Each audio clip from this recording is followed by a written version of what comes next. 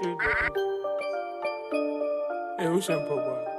guys, welcome back to my channel. Today I'm here with a guest. So today we'll be reacting to why Muslim women wear hijab, why Muslim men keep beards, Brigitte Gabriel versus Mufti Menk. Very funny. Okay, so without further ado, let's get started.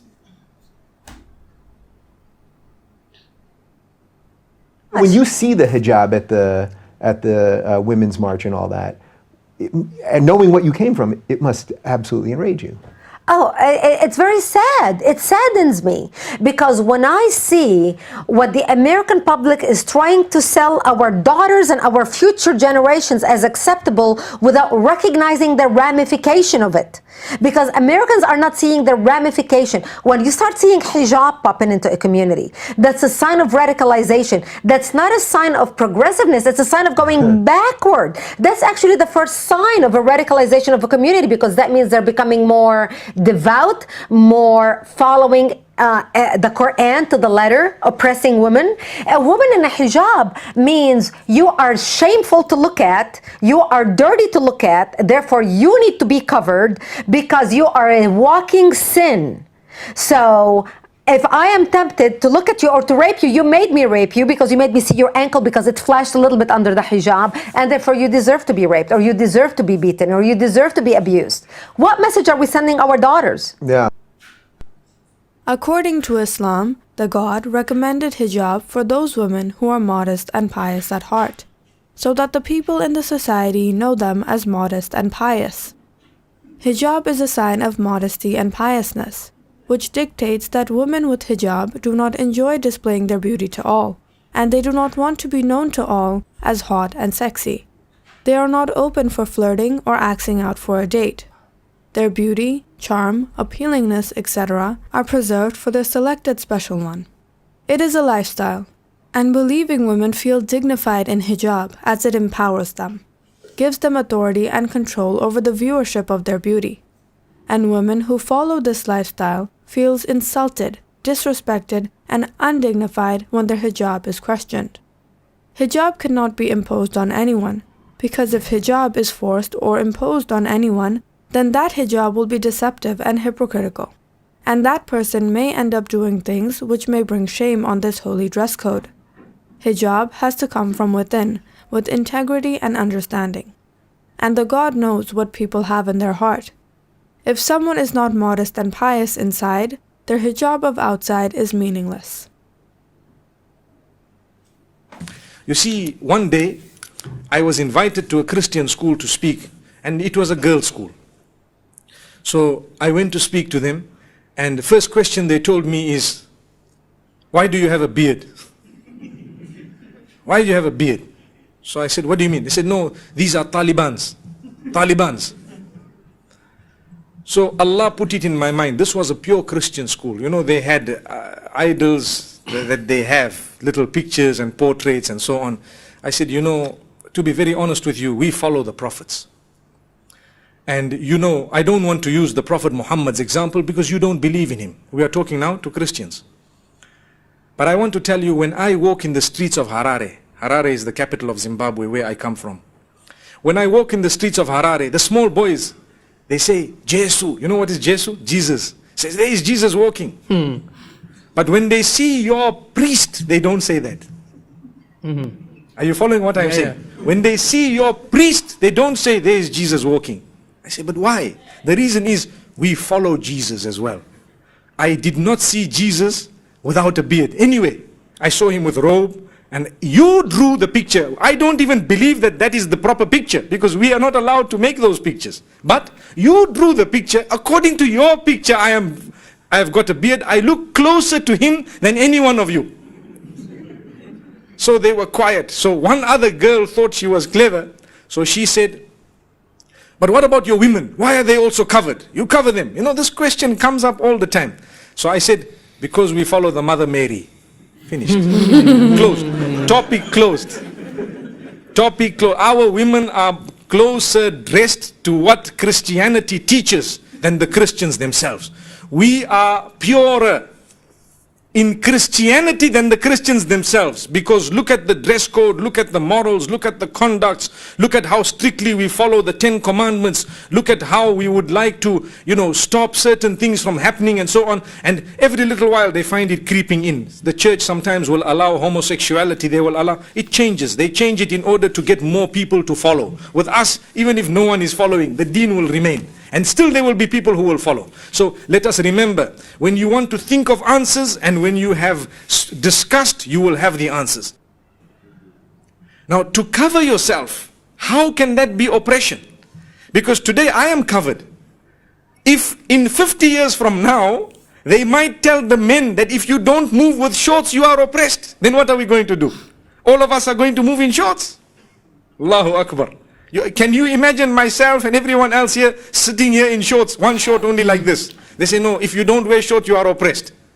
So the sisters who are seated here, some of them are fully covered, some of them have their faces open. Nobody has forced them to do that. It is their own will. They are Muslim, they are surrendering to Allah. So we believe that in the same way, you see, sometimes people say it is oppression to cover. Why are you covering? I have had questions regarding my own family, where people say, why do you force your family to cover? And I tell them, you ask them. Did I force them? I didn't force them. No, it's oppression. So I am oppressed. Yesterday I was in Colombo. And I gave this example and I want to give it to you. It's a very good example. I was one day sitting in an aircraft a few years ago. There was a man who sat next to me. And he looked at me, he doesn't know me, he doesn't know anything about me, and he told me, you people oppress your women. To start with, no hello, no how are you, no good morning, nothing. You people oppress your women. So I looked at him and I said, Ya Allah, what should I tell this man? He wants to fight. You see, he wants to fight. He wants to argue and debate. So I can't talk to him on normal terms because he didn't talk to me on normal terms. So he was with his wallet looking at something. You know the wallet where the money is? He was looking at something. So I looked at him, I said, you are oppressing your money. He told me, what do you mean? I said, the same thing you mean that we oppress our women. So he said, why? I said, because you are covering your money. Your money is covered. Everything is covered inside there. Can you see? He said, no, but this is because it's money. It's valuable. I said, our women are also valuable. They are valuable. So sometimes when you talk to someone who is foolish, you need to give them a foolish answer also. Wow, what do you think? Well, for starters, the woman in the beginning I think she was too aggressive. Yeah. Because if someone believes in something and they want to do it, I feel like we should allow them do it.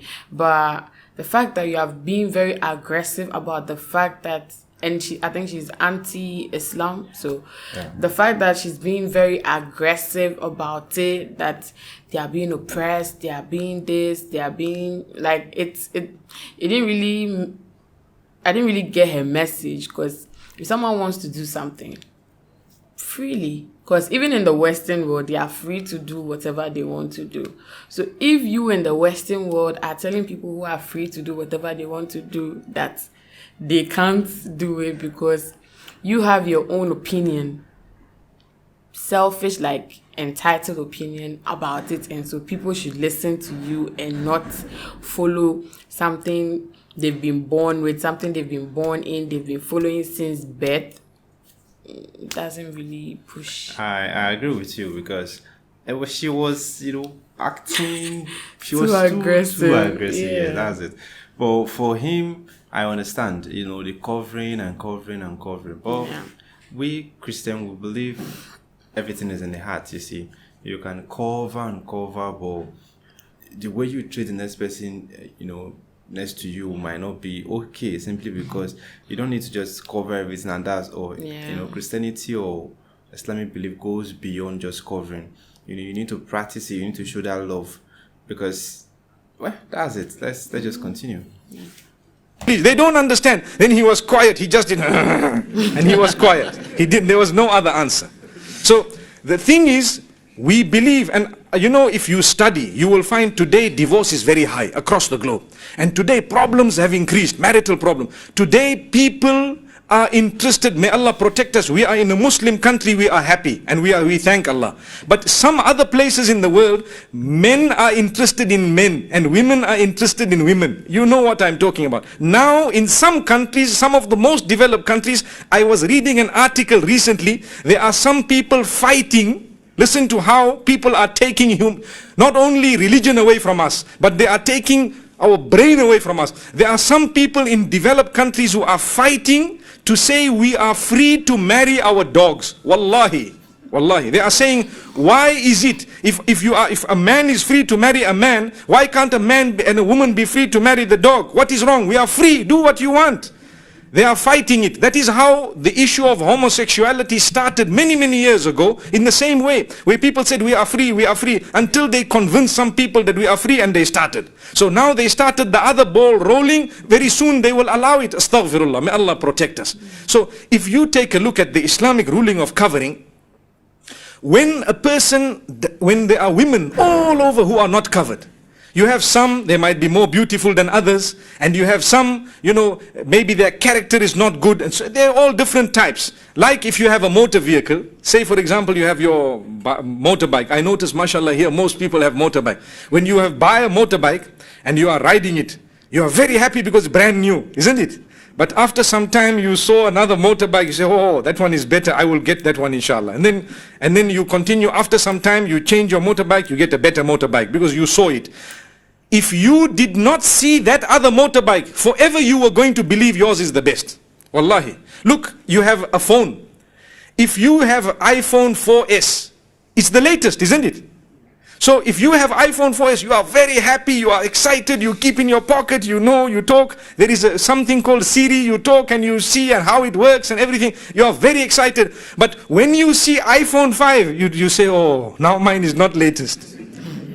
But if you did not see iPhone 5, up to when you die, your iPhone 4S is the best. Do you agree with me? Yeah. There you are. So Islam says, your wife, when you got married, you are so happy, she's your bride, you had big function, you had such a nice place, father of the bride came, you came, everyone came. So when she is yours, you lower your gaze, you did not see another model. So you are very happy until the day you die, you think this is your best, finished. Subhanallah.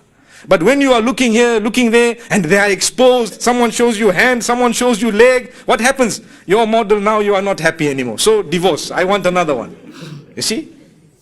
And this is why it's happening on the globe. So Allah says, put nice clothing, so your beauty is covered, so it is appreciated. Other men, they will look down, women must look down, and the issue of lowering gaze is not only for women, both for women and for men. Lower your gaze. You don't have to stare someone, look them up, down, up, down. Okay, well, I don't agree with this because based on Christianity, well, I know he's saying this in general, but based on Christianity, we are permitted to marry one. That is why we have the opportunity to take your time, observe, watch the character and all before you decide to marry. Because even in the Bible, it said the only ground for you to divorce is infidelity, and even after you divorce from infidelity, you are not allowed to remarry. But when it comes to Islamic belief, you are allowed to marry at least 4.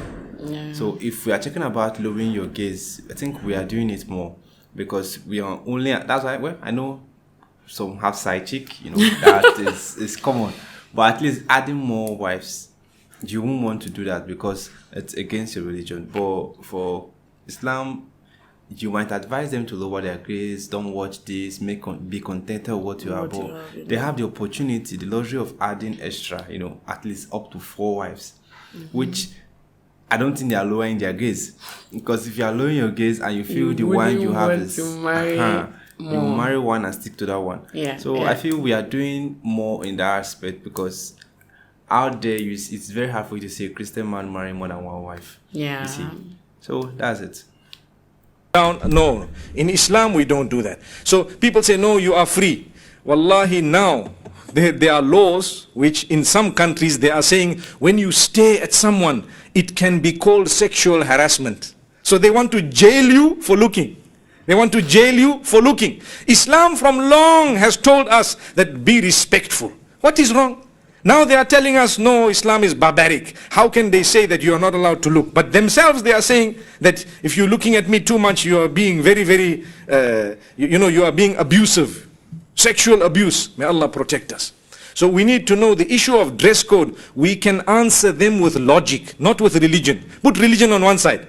We talk with logic to say, look, if you have someone, like I said a few days ago also in one of my talks, that you see the hair of a woman, when no woman's hair is showing, when someone gets married, that hair is so valuable, it attracts him, he looks at it, he appreciates it, and so on. But when everyone's hair is open, one uses Head and Shoulders, the other one uses Pantene, the other one uses this, Palmolive, and someone use different thing. One hair is flying this side, one hair is flying that side. So what you have, you can't appreciate it, because if you see your wife's hair, you say, no man, but that other one I saw was better than this. So you're not happy.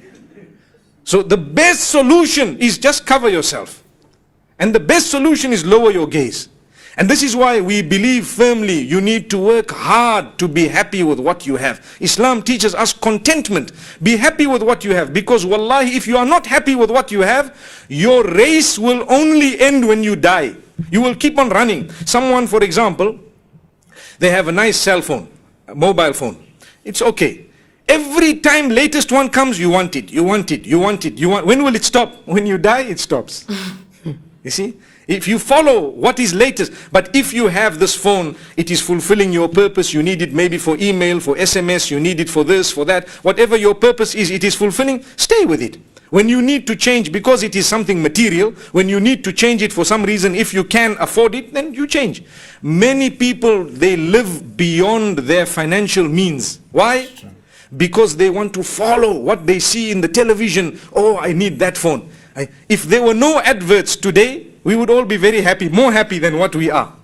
Because an advert, what does it do to you? It shows you something which you don't have in such a way that you want it. So sometimes your money you are saving to buy a house, but instead of buying your house, you saw something else, you took some money from there and bought it, but that was not necessary. Why? You saw the advert. Better you didn't see the adverts. Allahu Akbar. So I hope I have explained the issue of the dress code of women from a logical point of view, to say when something is covered, even from a more logical point of view, it is more respectful. I tell you, if there are two sisters walking down the street, one has a mini skirt and showing the chest and showing her hair, and here is short blouse, and the other one is fully covered. Young boys, who are they going to whistle at? Who are they going to do that to? They will trouble. Hey, they will come, hoot, make noise. With who? This one or that one? The one who is not dressed properly. One who is dressed properly, they won't try it, all that tricks. So all the people, they are either my sister, my daughter, my wife, or my mother. Your sister, your daughter, your wife, or your mother, or someone related to you. So in the same way, you don't want someone to play and tamper with your sister, your wife, your mother, and so on. You would not like also to do the same with somebody else's sister, or wife, or daughter, or mother. Very important for us to know. Like I said, there are rules. What you like for yourself, you don't bump into somebody else. I want to do to someone else, but I don't want them to do to my family. How? We ask Allah subhanahu wa ta'ala to grant us protection. This issue of, women wearing jeans and t-shirts and so on, and taking out showing their hair, it only started a few decades ago. Before that, in the whole world, it was not there. The Victorian era in Europe, the women used to wear long dresses. Right now, 1950s. Long dresses to the bottom, never showing their legs. Not even showing part of their legs. And they used to wear a big hat like this with a net. The hat used to have a net around it. They used to wear that up to recently. And only now, a few decades, it started. So we still want to preserve our way. And we ask Allah subhanahu wa ta'ala to grant us goodness. We don't trample on other people's feet, and we hope that they don't trample on our feet. In the same way that the secular world considers it oppression. Yes, the secular world considers it oppression. To force someone to wear hijab, we say it is oppression to force someone to remove hijab. Same thing. So we ask Allah subhanahu wa ta'ala to open our doors. With this I end saying, Jazakumullahu khaira wa assalamu alaikum wa rahmatullahi wa barakatuh. Okay. I understand the fact that he was like they don't expect others to step on their feet when they are not stepping. But then he said something about like the lady wearing the mini skirt and all that, saying that the person is not dressed properly. Yeah. But what if that's how that person too was brought up? Because the way he said that it came, this new way of dressing happened a few decades ago. Mind you, there are people that were born in those few decades ago. Yeah. So that's what they know. They don't know things that happened in the 1950s and 1930s about the long dresses and then the hats and all that. So that's what they were born into. So that's what they know.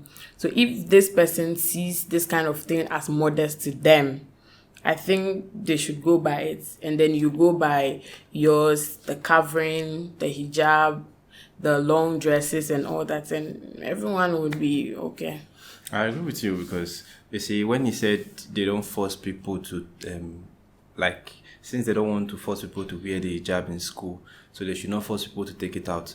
So everyone should do what works for them. So if you feel like, that's why we are in a Western world, you see, things are evolving.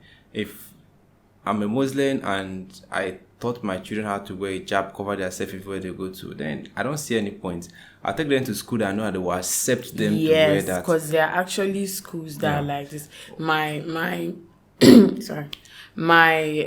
junior high, they accepted it. You see, It's not a Muslim school, but then we had Muslims attending, and it was accepted that they could wear the hijab or cover themselves and all that, and everyone was fine.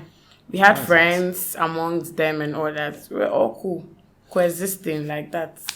well, I love the fact that Mufti Menk tackled this in a way. The only part I don't accept is the gays. Yes. Because I know we Christian, we are trying in that aspect. We are bringing down our eyes, even if it's not easy, because we are seeing things every day. Yeah. Anyway, we are glad we were able to check out this video, and we want to check out more videos from Mufti Menk. If you have any recommendation, let us know in the comment section. Yeah. And I'm so excited reacting to this video with my amazing guests. By the support. Thanks for watching, and remember, bless. Yeah.